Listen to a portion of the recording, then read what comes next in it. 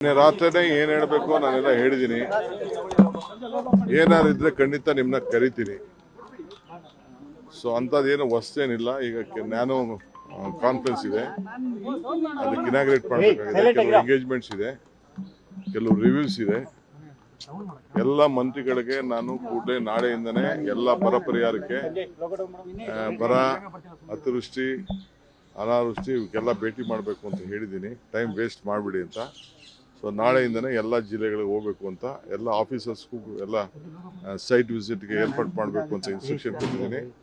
So ಆ ಕೆಲಸದಲ್ಲಿ ಎಲ್ಲರೂ ಕೂಡ ತೊಡಗ್ತಾರೆ, ಎಲ್ಲ ಜಿಲ್ಲೆಗೆ ಹೋಗಬೇಕು ಅಂತ.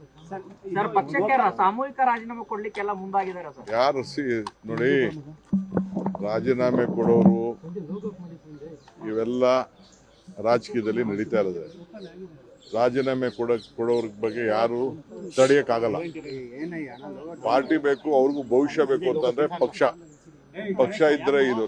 ನನಗೆ ರಾಜೀನಾಮೆ ಕೊಡ್ಬೋದೈತಲ್ಲ. ನಾನು ಧರ್ಮಸಿಂಗ್ ಕಾಲದಲ್ಲಿ, ಬೇರೆ ಕಾಲ, ಸಿದ್ದರಾಮಯ್ಯ ಕಾಲದಲ್ಲಿ ಎಲ್ಲ ನನ್ನ ಮಂತ್ರಿ ತಪ್ಪಿಸ್ತಾರಾದಾಗ ನಾನು ಪರಮೇಶ್ವರ್ ಇಬ್ರು ತಾಳ್ಮೆಯಿಂದ ಇರ್ಲಿಲ್ವಾ?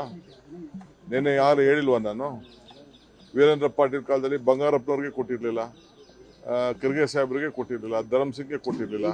ಅವರೆಲ್ಲ ಚೀಫ್ ಮಿನಿಸ್ಟರ್ಗಳಾಗಲಿಲ್ವಾ? ಇವೆಲ್ಲ ಪೇಷನ್ಸ್ ಇಂದ ಈ ಸಂದರ್ಭದಲ್ಲಿ ಇರಬೇಕಾಗ್ತದೆ.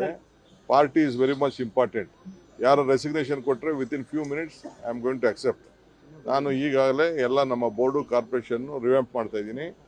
ಎಲ್ಲ ನಮ್ಮ ಆಗಲೇ ಟೈಮ್ ಆಯಿತು. ಎಲ್ಲರೂ 2 ವರ್ಷ ಅಂತ ಮುಂಚಿತವಾಗಿ ನಾವು ಹೇಳಿದ್ದು, ಮಂತ್ರಿಗಳಿಗೂ ಹೇಳಿದ್ದು ಅದನ್ನ ನಾವು ಮುಂಚಿತವಾಗಿ 2.5 ವರ್ಷ. ಈಗ ಎಲ್ಲರೂ ಕೂಡ ನಾನು ರೆಸಿಗ್ನೇಷನ್ ಸಬ್ಮಿಟ್ ಮಾಡಿ ಅಂತ ಅಂದ್ಬಿಟ್ಟು ಬೋರ್ಡು, ಕಾರ್ಪೊರೇಷನ್ಗೆ ಫಸ್ಟು ನಮ್ಮ ವರ್ಕರ್ಸ್ಗೆ ಹೇಳ್ತೀನಿ. ವರ್ಕರ್ಸ್ ಎಲ್ಲ ಫಸ್ಟು ಫಿಲಪ್ ಮಾಡ್ತೀನಿ, ಆಮೇಲೆ MLAs ನ ಕರೆದು ಒಬ್ಬೊಬ್ಬರನ್ನೇ ಮಾತಾಡ್ತೀನಿ.